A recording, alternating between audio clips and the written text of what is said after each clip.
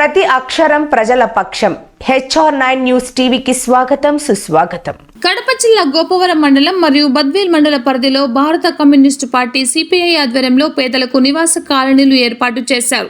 ఈ కాలనీలో నివాసం ఉంటున్న ప్రజలకు ప్రభుత్వం కనీస వసతులు కూడా కల్పించకపోయినా వారు సొంత నిధులతో ఏర్పరచుకున్న నివాస గృహాలు ఉన్నాయి. ఆ కాలనీలో నివాసం ఉంటున్న పేదలను ఖాళీ చేయించాలనే ఉద్దేశంతో కొంతమంది రెవెన్యూ మరియు ప్రభుత్వ అధికారుల మీద ఒత్తిడి తెచ్చి ఖాళీ చేయించాలని కుటీల ప్రయత్నాలు చేయడంతో పేదలు గత 4 రోజులుగా నిరాహార దీక్షకు పూనుకున్నారు.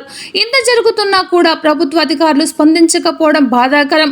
పేదలకు జరుగుతున్న అన్యాయాలను కాంగ్రెస్ పార్టీ జిల్లా అధ్యక్షురాలు విజయ్ జ్యోతి దృష్టికి తీసుకెళ్లగా ఈ రోజు ఉదయం ఆమె స్వయంగా కాలనీలు పరిశీలించి అక్కడే నివాసం ఉంటున్న ప్రజలు వాళ్ళు ఎదుర్కొంటున్న సమస్యలను స్వయంగా తెలుసుకున్నారు.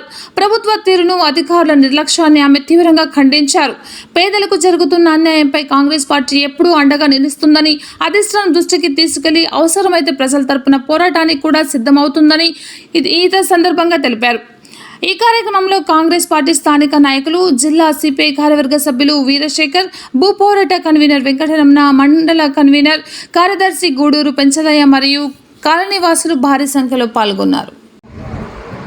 బద్వేల్ నియోజకవర్గం గోపవరం మండలంలో టీపీ కొంత సమీపంలో 400 కుటుంబాలు గత సంవత్సరాలుగా ఇక్కడ వాళ్ళు నివాసం ఏర్పాటు చేసుకొని ఏ మాత్రం ఫెసిలిటీస్, వాటర్ సౌకర్యం లేకపోయినా, కరెంట్ లేకపోయినా ఎన్నో అగచాట్లు పడుతూ జీవనం సాగిస్తూ ఉన్న పరిస్థితులలో ఇప్పుడు అధికారులు వచ్చి వాళ్ళని తొలగించేసి ఈ వెంటనే మీరంతా ఇక్కడ నుంచి వెళ్ళిపోండి, వీటినన్నిటిని మేము తొలగించేసి అనడం అనేది చాలా అన్యాయం.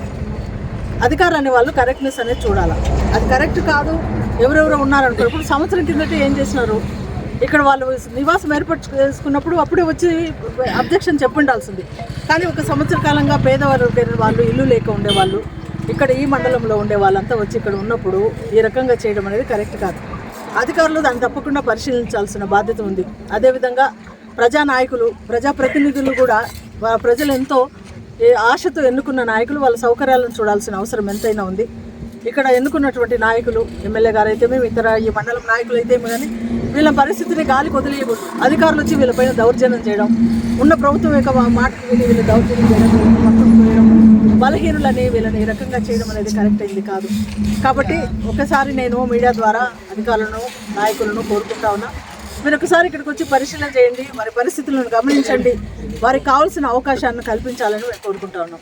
కాంగ్రెస్ పార్టీ పేదల పక్షపాతి. మేము ఒక పేదలు ఎక్కడ సమస్యల్లో ఉన్నా వారి కొరకు పోరాడే కాంగ్రెస్ పార్టీకి ఇప్పుడు కాదు, స్వాతంత్రం రాకముందు పార్టీ.